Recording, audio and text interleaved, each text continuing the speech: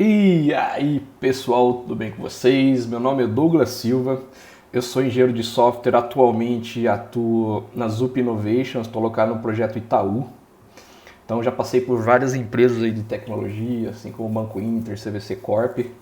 E gostaria muito de estar compartilhando um fluxo com vocês aqui, que vai estar consumindo bastante recurso da AWS. Então, a ideia é fazer um projeto simples, só que agregue muito conhecimento para a gente poder testar os recursos da AWS.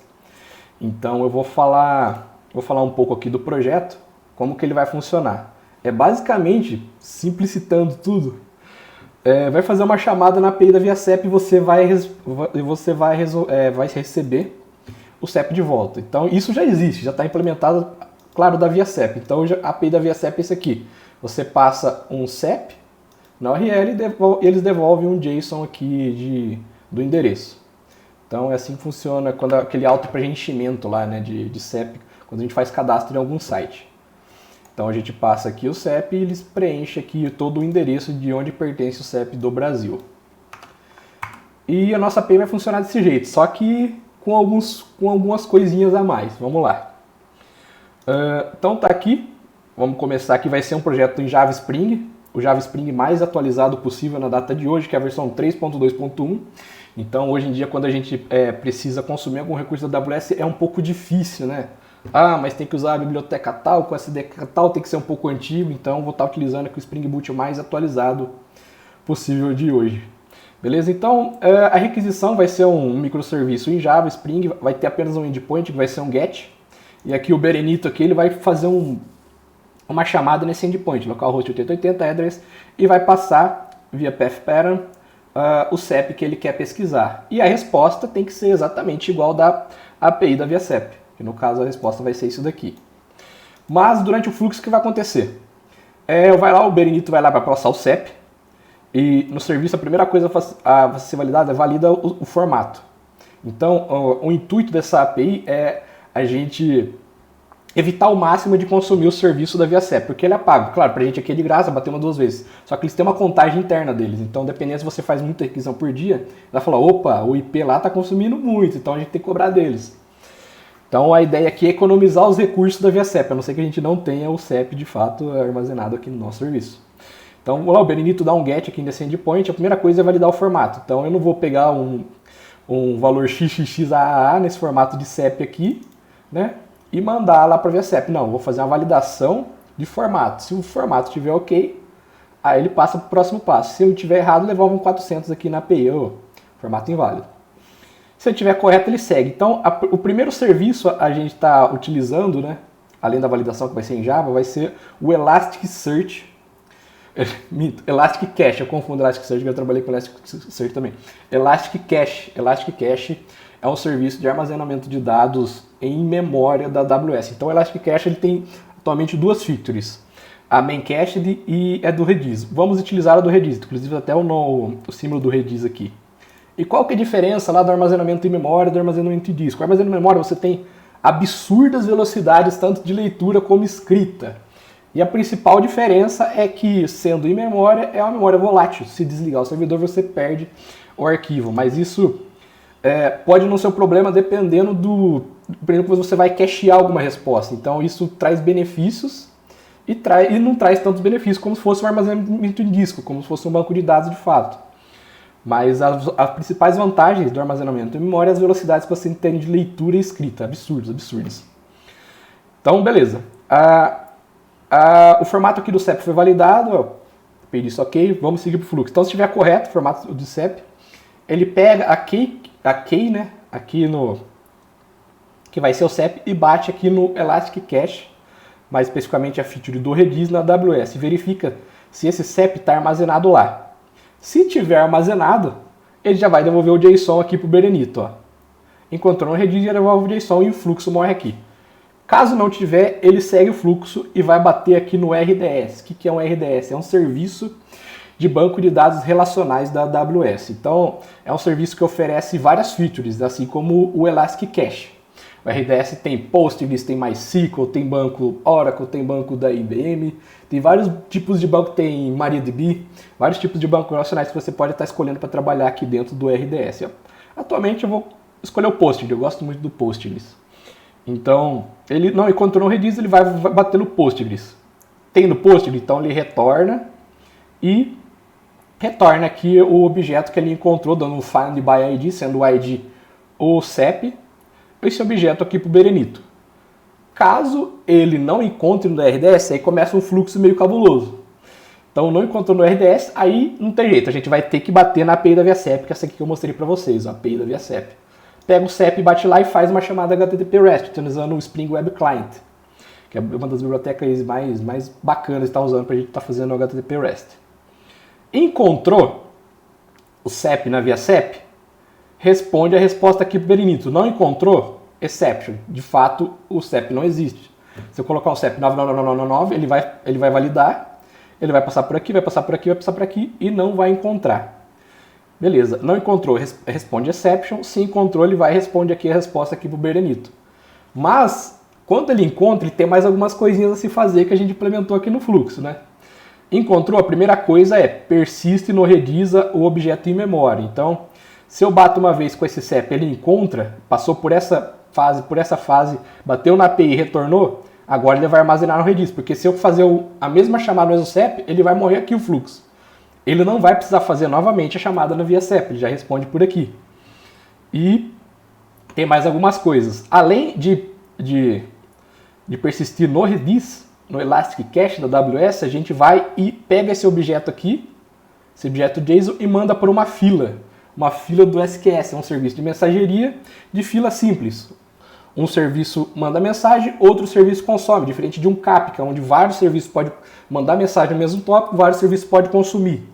Então o SQS é um Simple Queue Service, né, a abreviação, e manda essa mensagem aqui para o SQS. Quem que vai consumir essa mensagem? O mesmo serviço. Pode até falar estranho assim, pô, mas por que você não divide isso em outro serviço? Uma que, para não ficar tão trabalhoso, mas que essa é uma arquitetura bastante usada, porque se esse serviço aqui está no Kubernetes, ele pode dividir as pods, né? Um serviço pode estar ouvindo, enquanto o outro vai estar escutando. Mesmo sendo o mesmo serviço, a carga de trabalho ela pode ser distribuída pelo load balancer. Então isso é muito importante. Esse pattern, né, pode ser muito utilizado por aí. Então é totalmente normal o mesmo serviço produzir como o mesmo serviço consumir. Então, vou lá, joguei essa mesma mensagem aqui JSON para uma fila chamada filazinha, o nosso Redis vai chamar Redizinho, e vai ter um método lá escutando essa filazinha aqui. E assim que ele escutar, ele pega essa mensagem aqui e armazena no nosso RDS, no nosso PostgreSQL. Então vai ser, na parte de armazenar, na parte de persistir o CEP no nosso Postgres, ele vai ser assíncrono. Então ele vai mandar a mensagem, do outro lado, aqui no outro método, no mesmo serviço, ele vai consumir a mensagem e vai armazenar. Então aqui a gente fecha o fluxo, né? E tem mais alguma coisinha também. A nossa aplicação ela vai cuspir log de tudo. Começou a persistir no Redis, recuperou o objeto no Redis, de tudo, vai ter log de tudo. Isso é uma boa prática também para você poder rastrear possíveis problemas que pode ter durante o seu fluxo.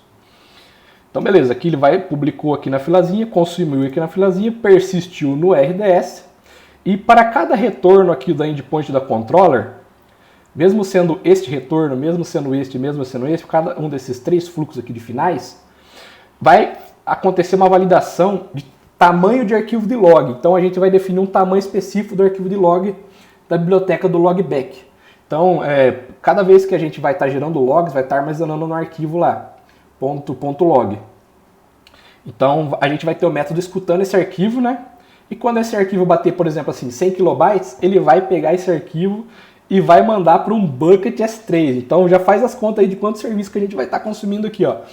Bucket S3, SQS, Elastic Cache e RDS. Só que já está um fluxo muito completo para a gente aprender bastante coisa.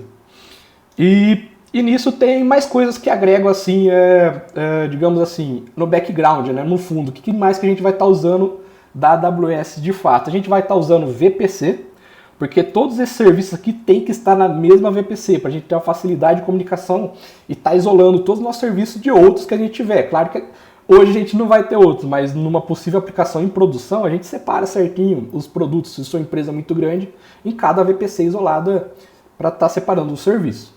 Então a gente vai ter uma VPC, vai chamar VPCzinha, e vamos ter uma EC2 chamada EC2zinha. Aí você pergunta, cara, para que EC2? Porque é o seguinte, existem serviços da AWS que tem uma casca muito grossa de proteção e o Elastic Cache, o RDS, é um delas. A gente não é simplesmente, sobe uma instância, pega a senha e se conecta publicamente. Não. Tem muita camada de segurança e não é uma boa prática a gente estar aberto assim publicamente o nosso serviço para estar disponibilizando um acesso de login e senha para a internet. Então, como que a AWS sugere as arquiteturas? Você tem a aplicação, você vai subir, sendo um serviço de ECS, de containers, ou de um EKS, de Elastic Kubernetes Service. Independente da forma de deploy, é para os serviços internos da AWS se comunicar internamente, não ficar se expondo o serviço para a internet. Então, qual que é a ideia? A gente pega o RDS, a gente vai criar uma EC2. Então, todos os serviços aqui vão se comunicar. Tanto o Elastic Cache, que é o RDS, o Elastic Cache, que é o Redis, eu estou confundindo, como o RDS, que é o Postgres. Eles vão poder se comunicar com a nossa EC2 que a gente vai criar. Então, através da EC2, a gente vai criar um túnel SSL para estar comunicando a nossa aplicação local nesse túnel. Então, a nossa aplicação não vai se conectar diretamente no RDS da AWS. Na teoria vai, só que a gente vai usar uma EC2 como túnel. Então a EC2 sim vai estar exposta na internet, um IP com uma chave, né, uma chave SSH criptografada para a gente poder estar fazendo esse acesso. Então a gente vai estar fazendo um túnel. Essa é uma prática chamada Bastion Host, né? Muitas empresas utilizam aí o chamado como Bastion, que nada mais é do que uma EC2 pequenininha, pode ser uma máquina micro com meio ou 1 GB de RAM, só para estar fazendo esses tipos de conexões, né? É uma forma segura para a gente estar se conectando aos serviços da AWS. Então aqui, só contando, a gente vai criar EC2, a gente vai criar VPC, a gente vai criar SQS, a gente vai criar Elastic Cache, a gente vai criar RDS, e mais um que não está citado aqui é um usuário do IAM. Porque assim, você tem a sua conta da AWS, você não vai sair colocando o seu login e senha no serviço da AWS, não. Você vai criar um usuário do IAM para estar acessando esses serviços aqui. Eu vou estar explicando mais para frente também. Beleza? Então, recapitulando o fluxo aqui, o Berenito aqui vai lá e faz um get aqui no nosso serviço, passando um CEP, valida o formato, se não validar, dá exception, se der correto, ele bate no Elastic Cache. O Elastic Cache, se tiver aqui, né, aqui como CEP, a CEP como key, aqui ele responde o JSON, se não tiver, ele segue o fluxo, bate no EDRS, dá um find by ID, se tiver, ele retorna aqui o objeto para o Berenito. Se não tiver, a gente, enfim, bate aqui na API da ViaCep. Caso contrário, não encontrou, ele retorna mais CEP, mas se encontrou, então ele persiste no Redis, esse objeto, e ele manda uma fila aqui para a filazinha. Então a filazinha, o mesmo serviço, vai consumir e vai pegar esse objeto JSON e vai persistir aqui no banco. E para cada chamada dessas três, antes de retornar a resposta da controller, a gente vai fazer a verificação de arquivo de tamanho de log. Se o arquivo de log tiver grande o suficiente de acordo com o tamanho que a gente estipular, a gente vai fazer um upload desse arquivo para um bucket S3, para organizar certinho os logs lá, e vai limpar o arquivo de log e vai seguir o baile, vai continuar cuspindo log nesse arquivo de logback. Beleza, turma? Então essa aqui é a arquitetura aqui para a gente poder estar estudando. E claro, no final eu vou estar disponibilizando tudo isso aqui no meu GitHub. Vamos para o próximo passo.